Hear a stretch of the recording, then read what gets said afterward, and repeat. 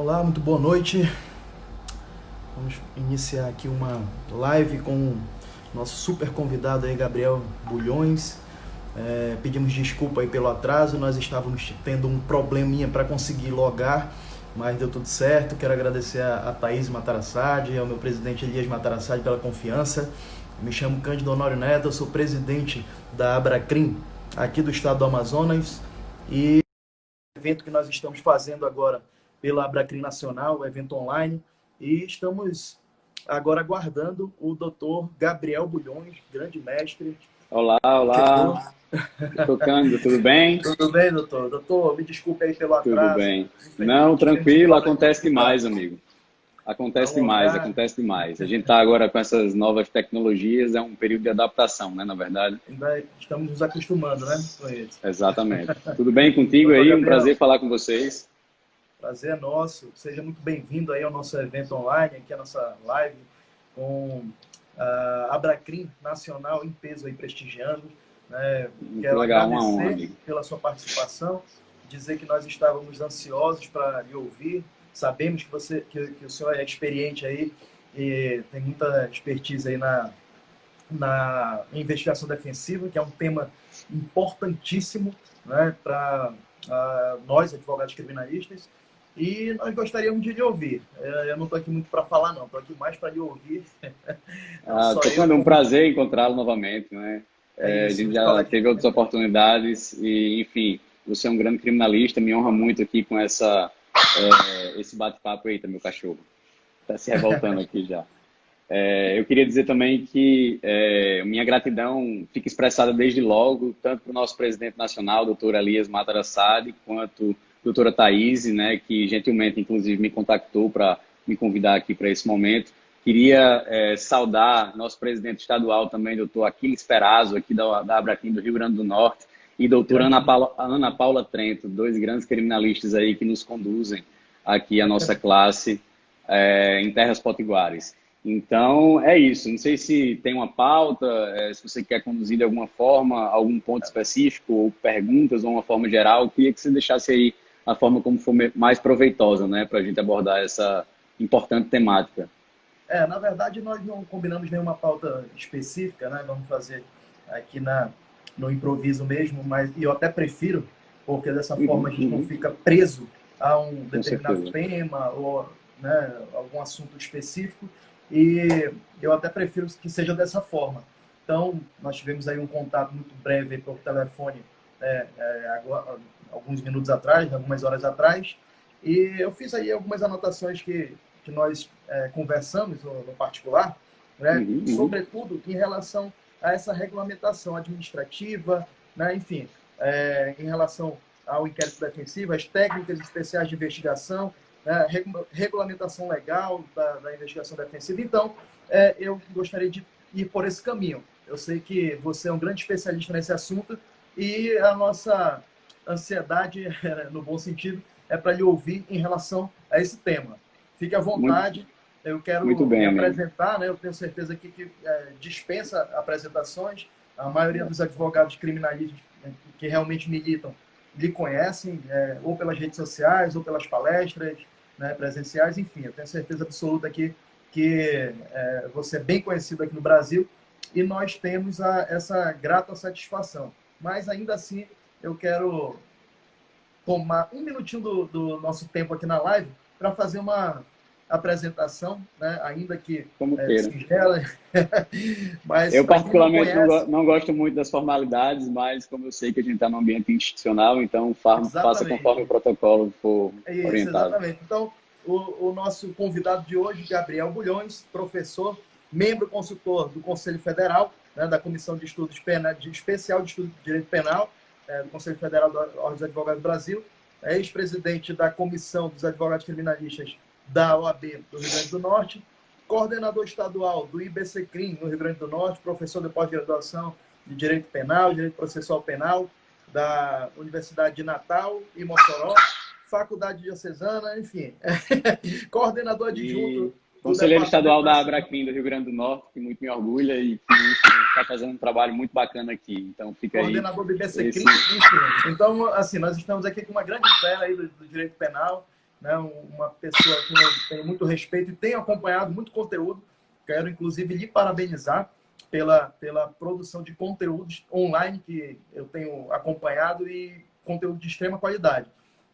Tenho certeza absoluta que não só os advogados iniciantes, que têm acompanhado muito, eu tenho visto, mas também nós que já somos, que já temos aí 10, 15 anos de advocacia, assim como os veteranos também. Mário de Oliveira Filho, você fez uma live com ele aí recentemente. É uma E turma bacana que está se empenhando no tema agora, né? Isso é muito legal, muito importante. isso. E fique à vontade, doutor. Fique à vontade, a live é sua. Valeu, muito obrigado pelo carinho, amigo. Eu queria dizer que, para a gente falar em investigação defensiva, a gente tem que situar o tema, né? Na verdade, existem várias formas de fazer isso. Por exemplo, no Brasil, a gente não tem uma prática muito consolidada, né? A gente até falou mais cedo, não existe manuais de boas práticas, de referenciais, não existe um manual deontológico.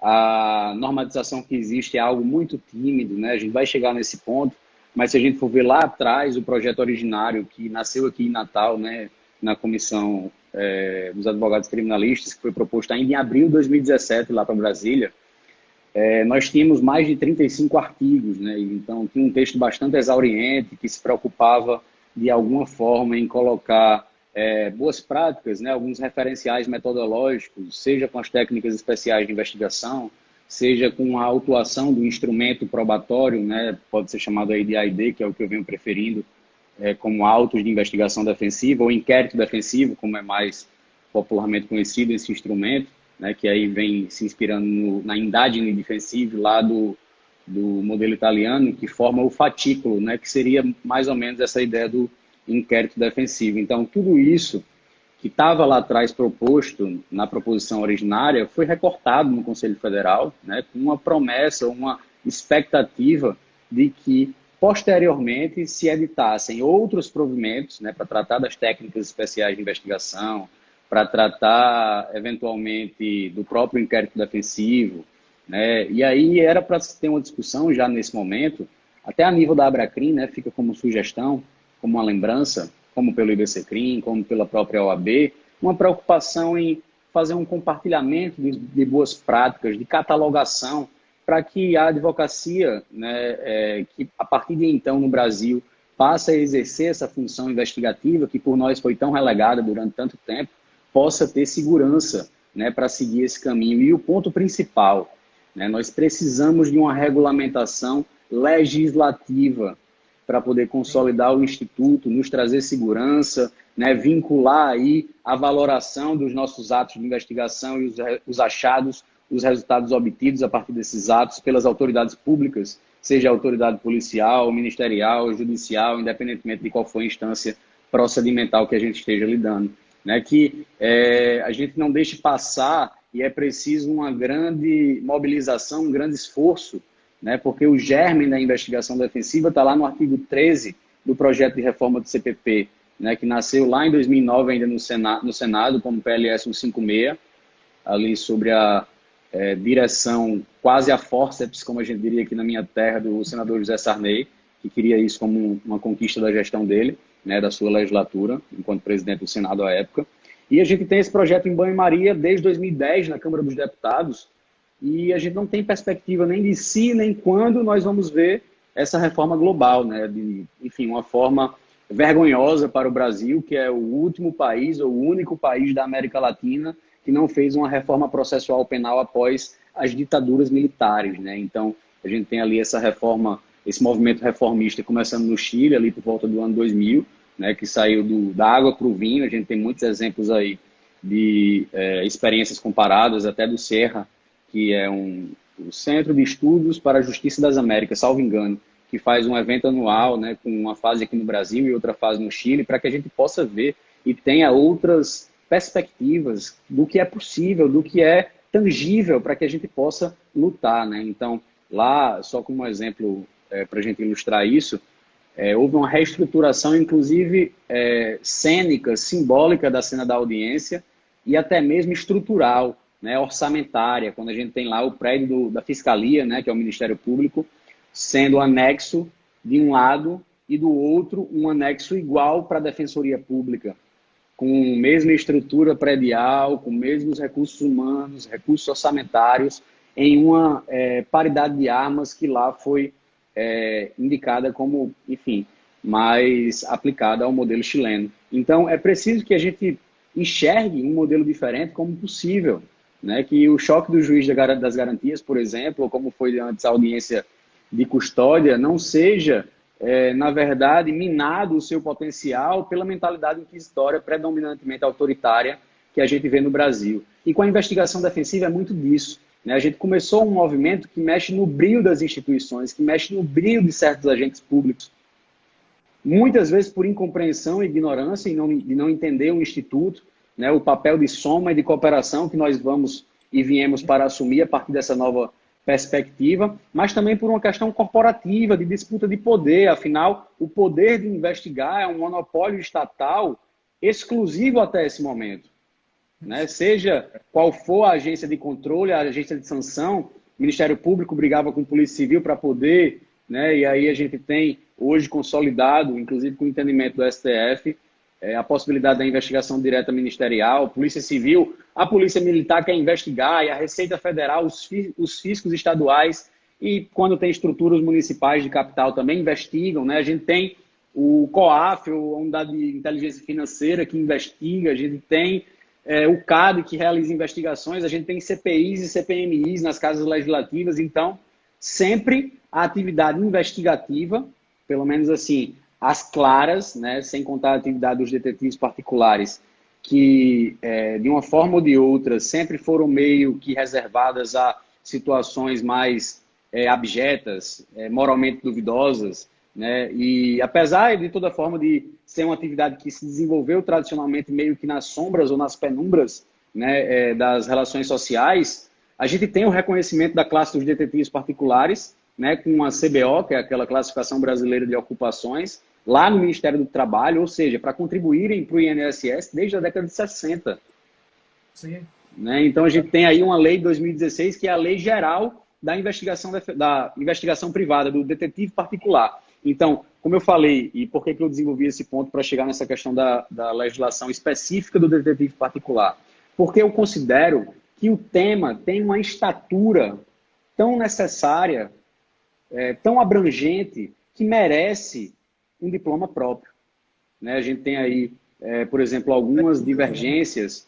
Eu tenho um posicionamento divergente, por exemplo, do professor Aurí Lopes Júnior, então a gente concorda com muita coisa, mas em alguns pontos diverge. Um desses pontos é o modelo de regulamentação. E eu até entendo a perspectiva, a posição do professor Aurí, que é uma pessoa muito querida, quem tem muita estima, referência de todos nós, né? Mas, por uma questão de estratégia política, pode-se ter um primeiro passo com a inserção de um artigo ou de incisos do artigo 7º do Estatuto da Advocacia e da OAB.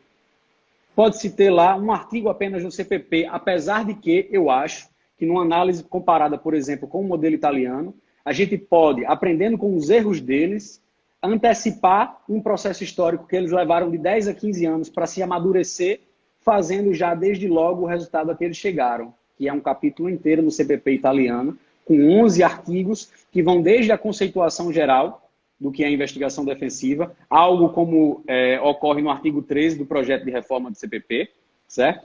E aí se passava para o fatículo, que seria o inquérito defensivo, com a definição, para os colóquios, que seriam as oitivas testemunhais, para o uso de detetives particulares, para a possibilidade de vistoria, de inspeções, para a solicitação de documentos públicos e outras situações mais, né? Então a gente vai ter uma segurança com isso, inclusive para vencer a barreira dessa mentalidade inquisitiva, que torna isso tudo um desafio especialmente complicado no Brasil que a gente tem em 2020, né? Especialmente complicado, mas que pode nos ensinar, né, por antecipação aí, esse exemplo histórico do direito comparado italiano, né? Eles têm outras coisas que poderiam nos ensinar, como, por exemplo, a inserção de um tipo penal no Código Penal italiano de prestar informações falsas ao investigador particular.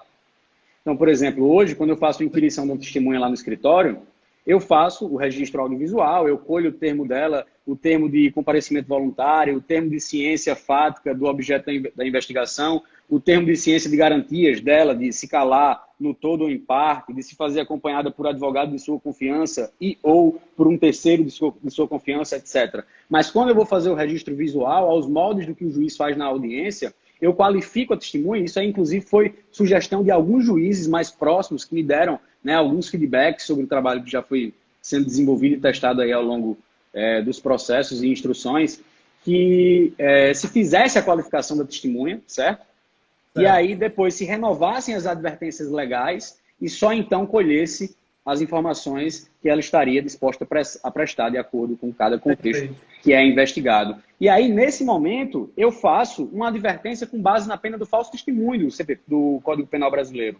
Mas eu advirto, e aí há uma sutileza narrativa na linguagem que pode ser, de alguma forma, mal interpretada, então é preciso muito cuidado, tanto com isso, quanto com outras tantas coisas que a gente faz na investigação defensiva, que inevitavelmente está lidando com direitos alheios, com situações sensíveis, com garantias fundamentais que, querendo ou não, podem ser violadas, e a gente precisa deixar cadeia de custódia de prova, a gente precisa deixar a legalidade e o respeito à Constituição visual. Não basta a gente saber e guardar para a gente tem que deixar isso o mais ostensivo possível, seja no inquérito defensivo, seja na documentação de qualquer forma que se usar, né, independentemente do instrumento. Então, é importante que a gente tenha essa visão, inclusive, aí eu já queria colocar esse outro ponto, de que com a investigação defensiva, a advocacia passa a ter nas suas costas um alvo enorme. Sim. E a gente tem hoje colegas no Brasil inteiro, nas 5 regiões do país, que estão sendo acusados de falso testemunho, de falsa perícia, de fraude processual, de coação no curso do processo. Estão sendo acusados do tipo penal de obstrução à justiça, da Lei 2.850, de organizações criminosas.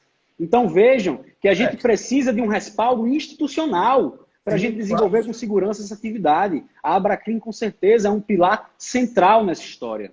É importante que a gente tenha um engajamento. Não, com certeza, e eu coloco isso exatamente para instigar e para fomentar novos debates, novas ações, etc.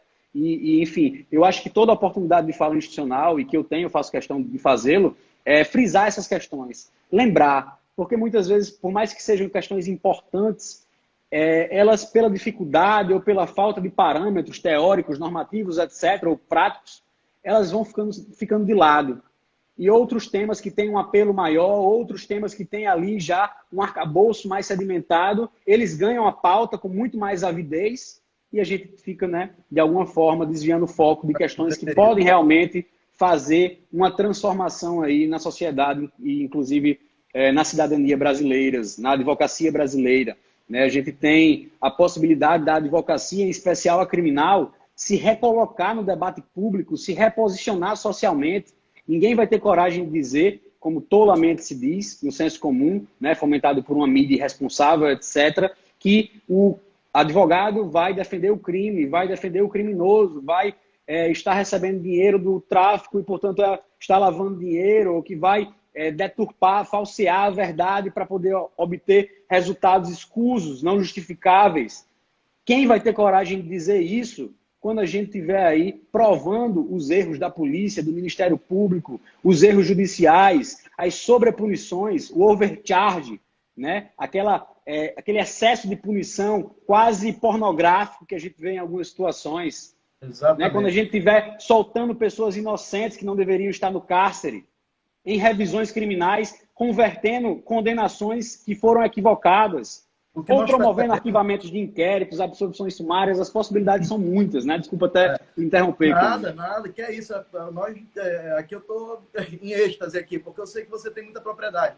Mas o que acontece? O que nós percebemos e muito? Né? Acaba que a advocacia artesanal, como deve ser feita, né, na minha opinião, ela é imprescindível que para uma advocacia artesanal, aquela advocacia da primeira divisão, é aquilo que o Alexandre Moraes da Rosa, né, o doutor Alexandre Moraes da Rosa, fala muito, né, que esse jogo, para que você possa jogar na primeira divisão, você tem que saber, inclusive, por exemplo, e muito importante que saiba, sobre a investigação defensiva. É um tema de extrema importância para o advogado que está pretendendo jogar na primeira divisão. Né? Eu queria que você falasse um pouco, e assim, muito voltado para a advocacia jovem, né? O jovem advogado que está naquela busca incessante de conhecimento. Os advogados veteranos também têm, eu tenho observado aí nos cursos que eu tenho feito, os cursos online, enfim, nós percebemos essa busca também por advogados veteranos, mas, sobretudo, os advogados iniciantes têm buscado tanto conhecimento assim. E eu penso que o seu curso, inclusive, que eu quero até fazer aqui o comercial, é imprescindível para que um advogado atue na primeira divisão, saber técnicas de investigação defensiva, essas que você ensina. Então, fala um pouquinho aí do curso, fala daquilo aquilo que é ensinado, enfim, os detalhes. Bacana. Daquilo que o advogado precisa saber, sobretudo iniciante. Vamos por partes. Vamos lá. Primeiro, eu queria só frisar ainda uma importante função que a gente relega desde 1941, mas está lá desde o texto originário do CPP, certo? De Getúlio Vargas, outorgado no meio de uma ditadura e que ainda produz efeitos legais hoje, por incrível que isso pareça, né? Fecha parênteses. Então, nós relegamos uma função que é de assistência às vítimas. Tudo bem que conflita com uma função clássica nossa, que é a defesa processual, a defesa clássica, né? Mas a gente tem uma valorosa função a exercer com esse papel. Se a gente pensar que de 200 crimes patrimoniais, somente um se resolve, segundo o Fórum Brasileiro de Segurança Pública, ou que de 100 homicídios, somente 4 se resolvem, segundo o NEV, né, o Núcleo de Estudos da Violência da USP, a gente vai ver que há um oceano azul, como se diz no meio das startups, do empreendedorismo, nessa questão mercadológica, para a advocacia, em especial a criminal, que sabe lidar com essas questões, ocupa esse limbo que o cidadão ou o empresário, a empresa, fica no Brasil quando é vitimado por um crime. Porque ele vai no Ministério Público, o Ministério Público diz que não investiga porque só investiga o que quer, porque não tem uma lei que diga como, quando e onde ele deve investigar. Então ele vai ali na seletividade. Exatamente. Ele tem essa seletividade, se não der mídia, se não envolver grandes cifras, um grande empresário, um político da região, ele não investiga diretamente. Certo? Isso aí é um erro, que inclusive é antidemocrático, e é preciso se falar também nisso para que a gente avance nessas pautas no país. Mas tudo bem, ele vai lá e não consegue nada no Ministério Público. E a gente vai para a Polícia Judiciária, que, enfim, tem honrosos, bravos heróis que não conseguem dar conta dessa demanda por carência de recursos estruturais, humanos, materiais, enfim. E aí, a vítima de um crime no Brasil, ela volta com um BO, um documento frio e, enfim, impassível de qualquer resultado satisfatório para casa, que vai lhe possibilitar, no máximo, ter uma segunda via de um documento. Ele não tem satisfação nas suas demandas, nas suas querelas, salvo a exceção que vem para confirmar a regra. Então, a advocacia hoje pode ocupar esse papel, esse vácuo que existe no Brasil, né, assessorando vítimas, seja de crimes violentos, de crimes clássicos, de fraudes com reflexos patrimoniais, enfim, questões de toda a ordem que possuem vítimas, né, determinadas, que podem, inclusive, ser pessoas jurídicas. Olha aí o mar de possibilidades que existe no Brasil afora e a grande, como é que eu posso dizer, ignorância que a advocacia no geral tem com relação a essa função por não exercê-la, por ter um preconceito, por ter uma objeção, né, por obstaculizar de alguma forma, que no final das contas, se você for ver, a gente vai estar cumprindo nosso papel. A gente vai estar cumprindo nosso papel. A advocacia ela tem muitas facetas e muitas nuances. Óbvio que você pode não gostar, mas hoje lá no escritório eu tenho 2 carros-chefes dentro do escritório. Eu não tenho mais só a defesa. Eu tenho a defesa e a assistência a vítimas, tanto pessoas físicas quanto jurídicas, como ali uma demanda meio a meio equilibrada. Sim, perfeito. Eu tenho tantos casos de defesa quanto os casos de assistência à acusação. Era exatamente então, isso que a gente precisa. Era exatamente isso que a gente precisa, digamos assim, desvendar certos mistérios que foram criados, na verdade, como lendas urbanas, que não fazem nada, nenhuma lógica com a prática. Não fazem. E a gente tem aí uma questão de, hoje, como é que a gente vai lidar? Então, se a gente está, em especial, lidando com as questões do direito penal econômico ou das interfaces que existem, né? Com direito sancionatório administrativo, com a questão concorrencial, com a questão fiscal e outras mais, né, que a gente tem aí e que se superpõem. A gente tem a pesquisa da professora Helena Regina Lobo, da USP, que é fantástico, né? Um marco desse estudo no Brasil. Ela fez um estudo comparado de vários países, dezenas de países, e viu que isso só acontece no Brasil. Um mesmo fato, ele pode estar aqui, digamos que envolva corrupção, lavagem de dinheiro, algum reflexo do sistema financeiro, agentes públicos e privados. Aquele mesmo contexto pode estar sendo investigado ao mesmo tempo pelo Ministério Público Estadual, de mais de um estado, pelo MPF, pode ter investigação do fisco estadual, da Receita Federal, pode ter ali uma interface com a investigação do COAF, pode ter Tribunal de Contas da União, Tribunal de Contas do Estado, todo mundo fazendo uma ciranda muito louca, que a gente não sabe nem para onde correr, nem, enfim, por onde começar. Então, hoje, esses contextos, né, e aí em especial pelos novos meios de tecnologia, que a gente tem aí desde a lei de organização criminosa, né, mas enfim, a gente lida desde as interceptações telefônicas com grandes volumes de dados. Se a gente passar para interceptação telemática, quebra de sigilo bancário, quebra de sigilo fiscal, às vezes a gente tem ação infiltrada, às vezes a gente tem captação ambiental, a gente tem N situações que cada uma por si só, quando a gente pega uma mega operação dessa, né, quando vem a fase pública, que geralmente é da flagração dos mandados de busca e de prisão, a gente tem ali o cumprimento de um prazo muito exíguo, porque como tem réu preso, no mais das vezes eles cumprem os prazos processuais, legais, de fato. Então a gente tem ali poucos dias, se a gente for pegar o prazo que está desde 41 no CPP, no procedimento comum ordinário, a gente vai ver que se eu sentar, Gabriel, minha bunda no escritório, com perdão da expressão, ou em casa, para ouvir só o apenso das interceptações telefônicas, se eu contar a minutagem, eu vou ver que os 10 dias de prazo que eu tenho, se eu passasse 7, digamos que eu não coma, não durma, não faça nada. Se eu passasse uns 7 dias por semana, 24 horas por dia, eu não conseguiria ouvir a primeira vez ao chegar no escoamento do prazo. Então, vamos lá.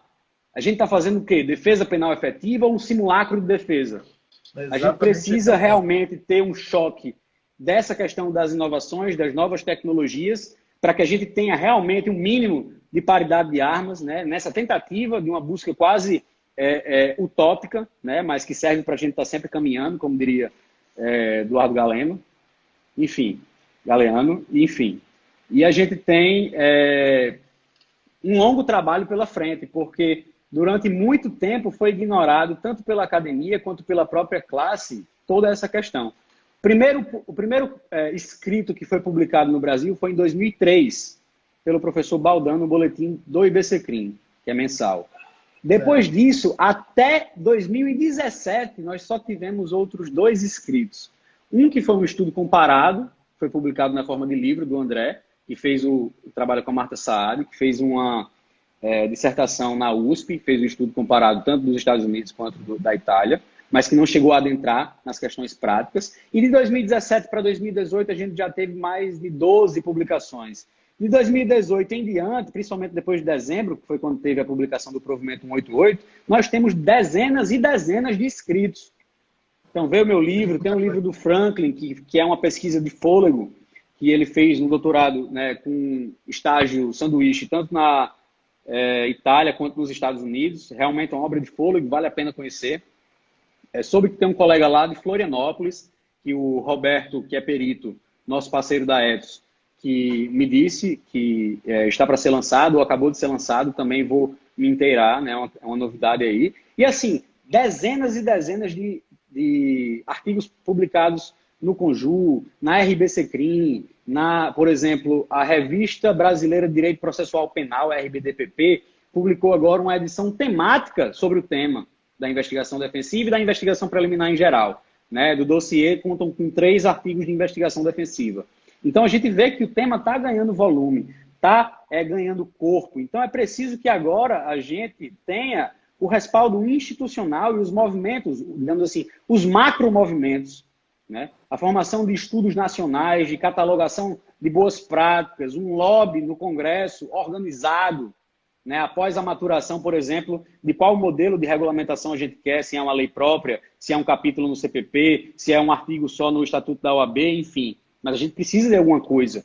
Exatamente. Né? E aí, como você dizer hoje que você tem competitividade ou tem um mínimo de chance de captura psíquica, né, do seu interlocutor ali, geralmente o juiz, se você estiver ali só alegando na forma tradicional ali da cultura de gabinete, né, que eu costumo dizer, de que não há diligência, não há proatividade, não há autonomia na produção dos elementos de informação, dos elementos de prova. Como é que você vai convencer o juiz da hipótese absolutória, ou enfim, qual seja a estratégia, sem mostrar elementos de informação de grande impacto, que realmente capturem, né, psicicamente, é o que o Alexandre, um grande parceiro nosso, inclusive prefaciou meu livro, que você acabou de citar, referência para todos nós inclusive, também. ele indicou seu livro, falou que para jogar na primeira divisão tem que ler, fazer algumas leituras, entre elas o seu Aí livro. é uma gentileza pela amizade, mas eu agradeço aí a referência. De toda forma, a gente, para ter o plot point, que é o que ele fala, né, aquele ponto da virada, né, para ser o game changer, que é aquele cara que faz a diferença, a gente não pode estar só alegando Não pode. hipóteses abstratas, artigos de lei, jurisprudência e doutrina, sem querer Aguardando desconsiderar. as coisas acontecerem como se a polícia fosse Pois fazer é, a melhor investigação. Né? A gente sabe pois que é. não é bem assim. Você já Um erro abordou crasso, agora. né, que faz parte da cultura da advocacia criminal. Não, como é que você vai se movimentar? Quando é que você vai agir? Vou esperar a citação do meu cliente. Exatamente. Quando meu cliente for praxe, né? citado, quando meu cliente for citado, que ele me procurar, aí eu vou ver o que é que o Ministério Público fez para saber o que é que eu vou fazer. Ou seja, você é ali Tá quase um apêndice. Você é quase um apêndice, né? Exatamente, exatamente. Tá comendo poeira. Então, em termos práticos, né? O que é que a gente pode fazer? Eu não sei quanto tempo a gente tem. Também a gente não começou na hora. Quanto você viu exatamente quando... Porque se com 1 hora ela corta, né? Não informa aqui o horário, mas eu acho que a gente começou uns 20 minutinhos depois do horário, né? Das 18h30. Então, agora a gente tem que ver, quando começar a aparecer o cronômetro, você precisa encerrar e a gente dá as considerações finais para poder ficar salva, né? Para o pessoal depois ver e a gente conseguir fazer a reprodução. Mas, então, o que é que a gente está fazendo? Inclusive, o Auri e o Alexandre fizeram um texto sobre isso. Como é que a investigação defensiva impacta na competitividade, na assertividade que nós vamos imprimir ali na nossa prática, né, cotidiana e profissional. A gente precisa ter aí a humildade e reconhecer a ignorância, no melhor sentido que a gente puder ter, né, na acepção dessa palavra, das nossas limitações e próprias capacidades, que é de um jurista que estudou o direito e que muitas vezes nem direito sabe tanto, ou sabe só de uma parte do direito. Né? Então, a gente não pode estar lidando com questões que apetecem a engenharia, que apetecem a medicina, que apetecem a contabilidade, que apetecem tantas outras áreas e ciências acessórias e afins que estão cotidianamente dentro, embrincadas nos contextos acusatórios que a gente lida no dia a dia nos processos penais. Então, um exemplo que eu gosto muito de usar, porque ele é muito simbólico. Como é que eu vou alegar, por exemplo, que o MPF aponta um superfaturamento em uma obra rodoviária, certo? Que cada aditivo que houve na obra, ele aponta como corrupção, como algo não previsto no contrato público, né, que não foi previsto ali inicialmente na licitação e que, portanto, ali tem um indício claro de superfaturamento e desvio de verbas, corrupção, enfim. Aí vem sempre a lavagem de dinheiro, né, quase como um consectário lógico, como uma banalização completa dessa imputação gravíssima. Mas, enfim, como é que eu vou lidar? E aí, esse exemplo que eu uso é o do solo mole. Como é que eu vou lidar com uma questão técnica da engenharia e da ciência climática sem ter um climatologista e um engenheiro muito bom, no mínimo, para me auxiliar? Como é que eu vou comprovar, por exemplo, que existiu um aumento não previsto no índice pluviométrico, ou seja, no bom português, choveu muito mais do que o previsto, um fenômeno totalmente atípico para aquela região, para aquela época do ano. E ali, para aquilo sair conforme previsto, eu ia precisar de mais armação de ferro, de aço, de mais concretagem, de mais brita, de materiais outros, para compensar o aumento da chuva, que por consequência diminui a densidade do solo. E que para ter a sustentação ideal, aí os engenheiros vão saber dizer no meu lugar, né, precisaria sim ter uma compra tal qual houve no aditivo X de brita. Uma compra que excedeu ali a previsão originária de cimento. E por aí vai, de armação de ferro.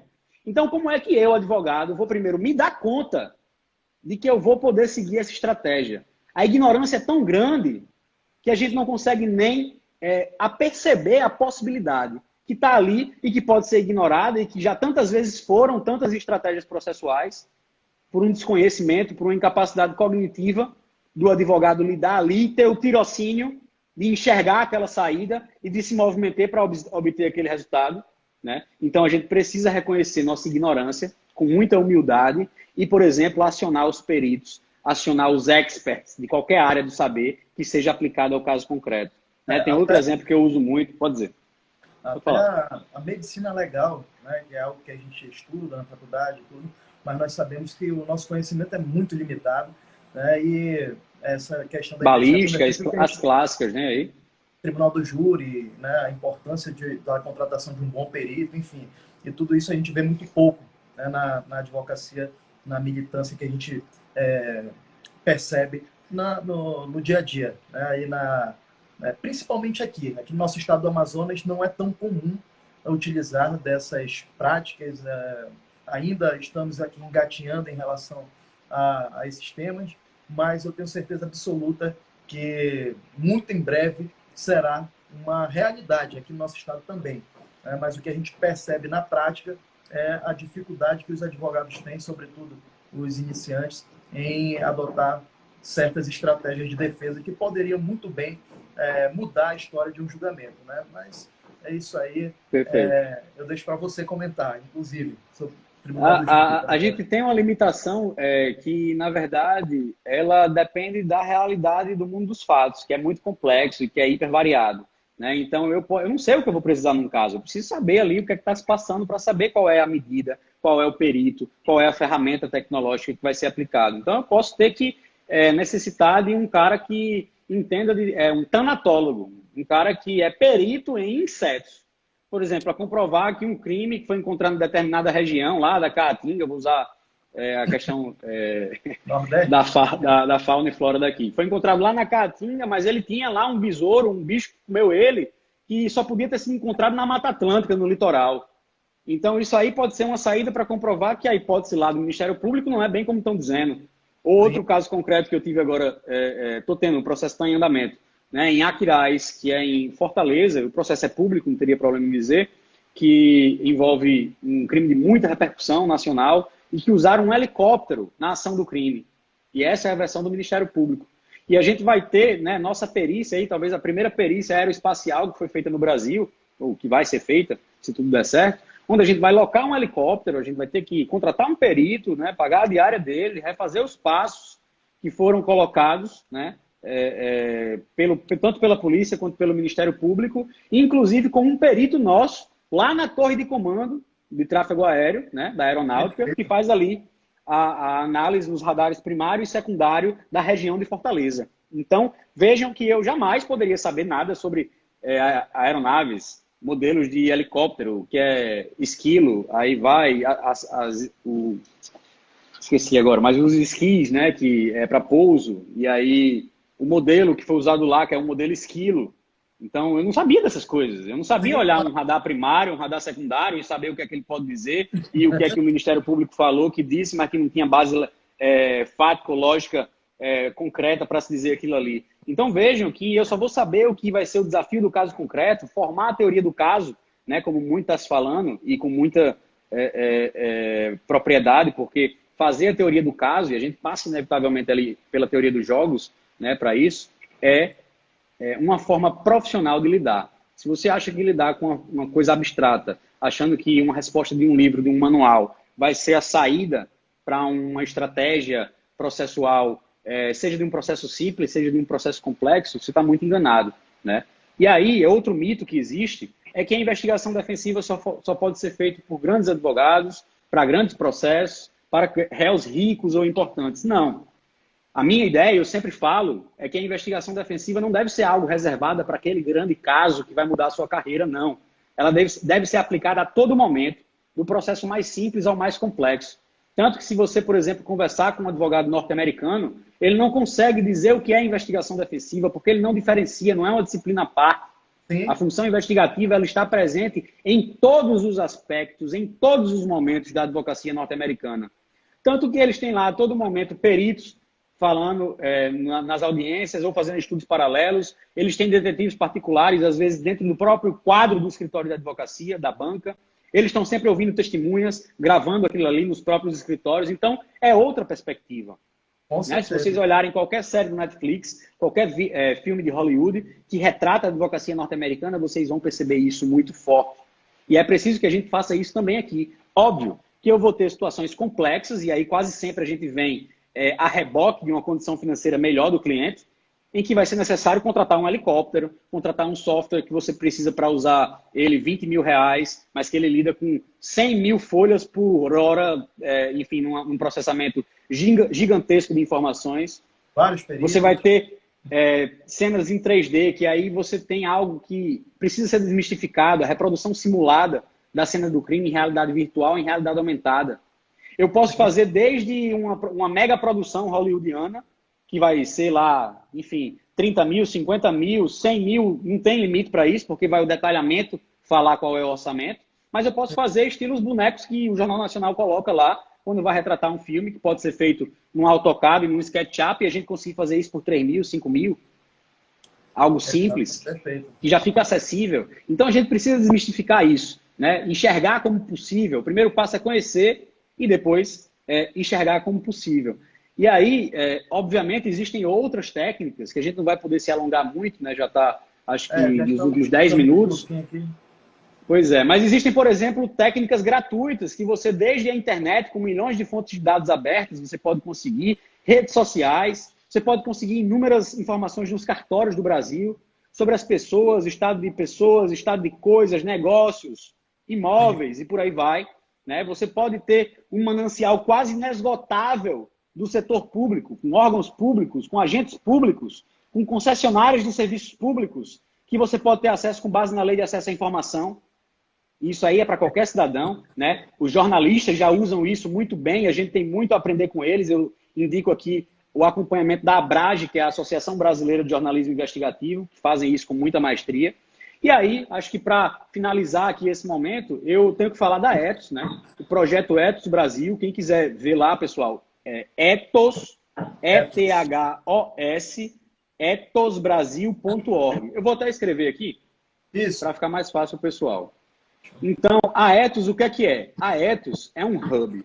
A Ethos é um marketplace, digamos assim, onde a gente tem um catálogo, um portfólio muito grande, de alcance nacional, de tanto serviços quanto produtos investigativos. Então, peritos de todas as áreas, detetives em todos os estados do país, ferramentas tecnológicas as mais diversas que vocês puderem imaginar, engenheiros que trabalham, engenheiros de software, engenheiros de aeronáutica, como a gente falou, engenheiros de dados de informações, peritos tecnológicos, né? Peritos da informação, enfim, tudo isso sendo garantido ali num bate-bola entre o advogado, a advogada que nos procura e nossa base de prestadores de serviços, né? De profissionais que podem nos auxiliar, tudo com a nossa consultoria aí para sempre selecionar os melhores profissionais, as melhores ferramentas dentro do orçamento disponível, garantindo, assim, competitividade e assertividade, tanto na seleção quanto na escolha, né, desses caminhos que a investigação defensiva pode seguir.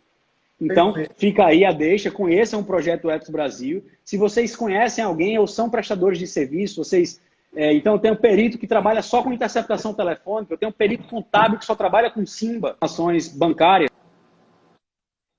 né? Unificado. Então, cada situação a gente vai desenvolvendo aí uma hipótese com um caso concreto para ter a obtenção dos melhores resultados possíveis. Obviamente, tudo sempre dentro da legalidade, dentro da clareza e da ética, que a nossa profissão, em especial no exercício da função investigativa, nos exige, certo? Com certeza. Só porque eu falei nisso agora, eu lembrei da Corte de Torino, que em 2003 ainda, e depois foi confirmado pela Corte de Cassação italiana, disse que a advocacia, quando exerce a função investigativa, ela tem a parcialidade do Memo Teneto, por exemplo, né, da gente realmente, inclusive, orientar nosso no sentido de obter um melhor resultado para ele mesmo que falte com a verdade ou não conte toda a verdade, enfim, né? Situações que a gente lida como dilemas do dia a dia, mas que fazem parte da nossa função clássica. Mas quando nós estamos exercendo a função investigativa, nós temos o dever de verdade. Nós não somos necessariamente obrigados a usar aquele elemento de informação. Mas se nós formos usá-lo, nós temos que apresentá-lo tal qual foi produzido, né? Autêntico, íntegro, sem deturpar nem falsear a verdade. E aí, pessoal, eu sei que a gente está terminando, fica só a indicação aí do livro e do treinamento, certo? Valeu. Se alguém tiver alguma dúvida aí, também pode colocar, talvez a gente não consiga responder. Mas o livro aí, já fazendo o jabá, né? Foi publicado pela EMAIS aí ano passado, 2019, já está na... Alguém Oi? falou que estava com dificuldade para comprar o seu livro. Tava sem Então, dinheiro. já esgotou a segunda reimpressão, certo? Eu tive a notícia que em breve a gente vai estar fazendo a terceira reimpressão antes ainda da segunda edição. A Mas, segunda edição só deve sair lá para o final do ano e como tem muita gente procurando, a gente decidiu junto com a editora fazer a terceira reimpressão desse primeiro manuscrito, que tem parabéns. menos, acho que pouco mais de 6 meses, na verdade, né? 8 meses de publicação aí Parabéns. originária. Parabéns. Muito obrigado, para mim é uma honra É um muito livro que grande e tem a que estar em felicidade todas maior as décadas aí, dos em advogados. estar podendo ajudar, né? Eu quero lhe E um tema agradecer, tão meu amigo. espinhoso, né? Eu quero lhe agradecer. Nós devemos ter aí algo em torno de pouco menos de 10 minutos. Então, para não acabar quando a gente estiver falando, eu quero agradecer em nome da Abracrim Nacional. Quero agradecer o doutor Elias, a Thaís e o Thiago Minagé também. Foi ele quem deu a ideia de fazermos juntos essa live. Grande amigo também, o Minagé. Nem sei se ele sabia, mas nós já tínhamos combinado, né? Nós conversamos sobre Aham, e nós estávamos até, coincidências inclusive, boas da vida, né? planejando. Mas, enfim, agradeço. Excelente tema, excelente explanação, muito bom mesmo. Eu tenho certeza absoluta que os advogados que acompanharam, que tiveram a oportunidade aqui de acompanhar, ficaram satisfeitos com a sua fala e absoluta certeza também que despertou a curiosidade em muitos para que consigam procurar, buscar essas informações referentes a esse tema tão importante para a advocacia criminal, para a militância na advocacia criminal. Então, quero pedir aos colegas aí que sigam, né, a Abracrim Nacional, que tem muito conteúdo aí. Nós estamos aí nessa semana, que é a semana das lives, e muitos advogados de renome nacional estarão participando. E esse foi um pedido aí da nossa presidência, né, do nosso presidente nacional, para que divulgue essa semana. Eu tenho certeza absoluta que nesse momento de pandemia, os desafios são muito grandes, né? Nós temos encarado aí com muita dificuldade esses desafios que aparecem agora nesse momento aí de pandemia, de quarentena, mas eu tenho absoluta certeza também que é um momento que nós temos para nos aprimorar, nos Com atualizar, certeza. enfim, é um grande momento, uma grande oportunidade que o advogado criminalista no Brasil tem para buscar conteúdo de qualidade como é o seu. Como é o seu, como é o do Mário de Oliveira Filho, Thiago Minagé, Alexandre Moraes da Rosa, Auri Lopes Júnior, enfim. Tantas feras aí que nós temos acompanhado, conteúdo de qualidade, de extrema relevância para levar a advocacia criminal brasileira a um outro nível. Então, muito obrigado. Fique à vontade para fazer suas considerações finais e eu tenho certeza que teremos outras oportunidades aí. Obrigado pela deferência do meu presidente, Elias Matarassade, por ter me escolhido aí para fazer esse momento, essa live. E fique à vontade para suas considerações finais, meu amigo. Forte abraço. Eu só tenho a agradecer. Para mim é uma honra, na verdade, né? Eu acho que talvez seja o mais novo aí que foram colocados nesse hall de lives de peso que a gente está tendo aí. Um trabalho fantástico promovido pela Abracrim Nacional. Eu só tenho a dizer que é uma honra, eu espero estar à altura, né, de toda essa expectativa e de todo o crédito e confiança que se deposita, né, nesse trabalho. Para mim, eu queria dizer, na verdade, que isso é um esforço que não tem preço, ele fala por si só, né? O que mais me motiva é ver cada vez mais advogados e advogadas do Brasil inteiro dizendo que estão aplicando, que alguma live, algum escrito, algum artigo, enfim, o livro está servindo de alguma coisa, né? E que estão tendo resultados, conseguiram soltar uma pessoa, conseguiram trancar uma ação, conseguiram um habeas corpus por causa desse tipo de postura, né? Corrigiram injustiças, exato, corrigiram injustiças, ou seja, a gente está avançando com a qualidade do próprio sistema de justiça criminal, do próprio sistema de segurança pública, e a gente está fazendo isso ativamente, né? A gente está fazendo isso aí com um contributo próprio e de relevo, e como eu disse, é uma oportunidade da advocacia criminal se recolocar aí tanto na sociedade brasileira quanto no debate público, enfim. Só para finalizar, eu esqueci de falar do treinamento, que foi lançado agora recentemente. Na minha leitura, é talvez o maior esforço nacional que já se fez para difundir essas práticas do ponto de vista prático profissional, de fato, né, que tem 45 aulas, né, que tem a divisão aí em 10 módulos e que tem um trabalho aí de corpo e de proximidade exatamente quase como uma consultoria ali, quase como um coach, né, para a pessoa na prática desvendar ali aqueles desafios e obstáculos que invariavelmente vão acontecer. Então, o meu recado final é: façam sim, mas façam com cautela, façam com segurança, né? Conversem com outras pessoas, leiam o máximo de coisas que vocês puderem, porque grandes poderes trazem grandes responsabilidades, né? Como diria o filósofo da Marvel, Peter Parker, nosso Homem-Aranha. Então, isso aí se aplica perfeitamente à advocacia nesse momento e, sem dúvidas, a gente está à altura desse desafio, né? Fica aí a conclamação à Abracrim Nacional para que a gente se engaje cada vez mais e a gente consiga avançar com esse tema da melhor forma possível. Cando, meu amigo, um abração aí, sigo à disposição, certo? Qualquer coisa, só chamar. Conte comigo aí, foi um prazer estar com vocês, pessoal. Qualquer coisa, podem me chamar aí. Quero agradecer a cada um dos colegas que pôde participar e dizer que, primeiro, antes de terminar, vamos fazer uma foto aqui que é para a gente postar lá no Vamos sim. site. Você tem que tirar o print da quantidade de visitantes e tem que botar para compartilhar, hein? Não esquece. Beleza. Vou indicar também para um pessoal aqui que não pôde estar presente agora. Aí, deu. Beleza, então. Vou ver se eu consigo fazer tudo direitinho, mas acho que não vai ter problema, não. Show. Então, parabéns pelo livro. Obrigado por compartilhar tanto o conhecimento e tenho certeza absoluta que a gente vai ter outras oportunidades aí de fazer live, falar pessoalmente, com certeza pessoalmente daqui a um tempo, né, quando acabar esse negócio de quarentena, quando tudo isso passar, quando essa pandemia passar, mas também para os advogados aqui do Amazonas, que muito lhe admiro. Forte abraço, Gabriel. Deus te abençoe. Valeu, meu amigo. Fique com Deus. Um abração. Um abraço. Até mais.